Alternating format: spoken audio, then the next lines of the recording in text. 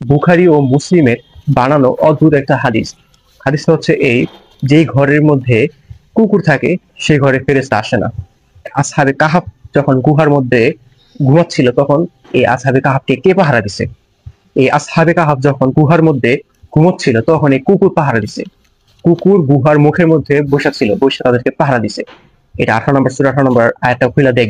সে বলল রাসূলের হাদিস বানোয়াট। তো এখানে কথা হচ্ছে যেই ঘরে কুকুর থাকে সেইখানে অবশ্যই ফেরেশতা প্রবেশ করবে না, কারণ ফেরেশতা সবসময় পবিত্র বা পবিত্রতা থাকে এবং আল্লাহ তাআলা পবিত্রতা পছন্দ করেন। পবিত্রতা হচ্ছে ইমানের একটি অঙ্গ। এখন কথা হচ্ছে যদি কুকুর কোনো ঘরে থাকে বা যেখানে থাকে তাহলে অবশ্যই সেই জায়গাটা তার নালার জন্য বা তার শরীরে ময়লার জন্য নাপাক হয়ে যেতে পারে, যার কারণে সাবধানী অবলম্বন করা উচিত।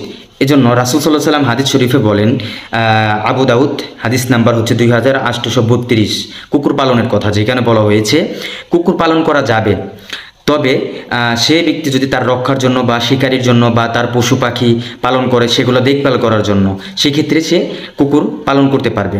আর দ্বিতীয়ত হচ্ছে আবু দাউদের হাদিস 2830 নাম্বার, শখের বশে যদি কেউ কুকুর পালন করে তাহলে সেক্ষেত্রে কুকুর পালা যাবে না, সেক্ষেত্রে নিষেধ করা আছে। এছাড়া কোনো জায়গায় নিষেধ করা হয়নি। রাসূল কখনো কোরআনের বাহিরে কোনো কথা বলবে না যা আল্লাহর সাথে সাদৃশ্য থাকবে না বা আল্লাহ বলেছে তার উল্টাটা হবে, এমন কখনোই হবে না। আল্লাহ তাআলা সূরা কাহাফের মধ্যে 18 নম্বর আয়াতে যে কথাটা বলেছেন, যুবকদেরকে পাহারা দিয়েছেন যে কুকুরটি, তার সাথে সেই ঘটনার সাথে রাসূলের যে হাদিস রয়েছে সেই হাদিসের সাথে কোনো সম্পর্ক নেই। কারণ আল্লাহ তাআলা সেটি একটি নির্দেশনের জন্য, যাতে ইমানদারী ব্যক্তিরা বুঝতে পারে যে আল্লাহ তাআলা কীভাবে হেফাজত করতে পারে ইচ্ছা করলে যে কোনোভাবে, সেটা বোঝানোর জন্যই করেছেন। তো হাদিস শরীফেও এই কথা উল্লেখ করেছেন রাসূল সাল্লাল্লাহু আলাইহি ওয়াসাল্লাম যে কাহাফ এর তাদের কুকুর ইমানীদের জন্য নির্দেশন। তো সেইখানে যে ঘটনাটা ঘটেছে এটি একটি ইমানীদের জন্য নির্দেশন হয়ে রয়েছে, যাতে তারা বুঝতে পারে আল্লাহ তাআলা চাইলে যে কোনোভাবে বান্দাদেরকে হেফাজত করতে পারে যদি আল্লাহ তাআলার রাস্তায় কোনো বান্দা থাকে।